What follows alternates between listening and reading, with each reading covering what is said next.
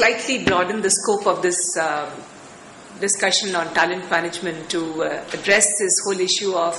how do we define talent for the organization in the first place.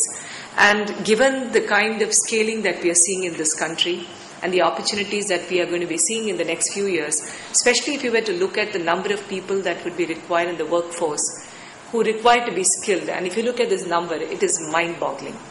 If you were to look at the rest of the world, you can look at the developed countries and see that at least 80 to 90% of the workforce which enters into the work arena every year, they have some sort of skills or the other. But in India, as compared to rest of the world, only 5% of the workforce is actually coming in with some sort of skills. So that is, in my view, the starting point, the struggle or the challenge that the corporate world has to address. And this calls for, as my colleague mentioned a little while ago, this calls for a very different approach in terms of how do we view qualifications, how do we view acquisition process, and how do you define learning in the first place. A lot of time we continue to believe that learning actually takes place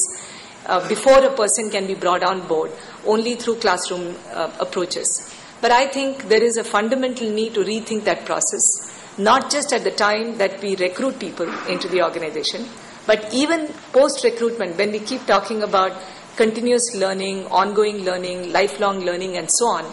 there is a desperate need for us to look at redefining qualifications in the context of learning that takes place on the job. These are some of the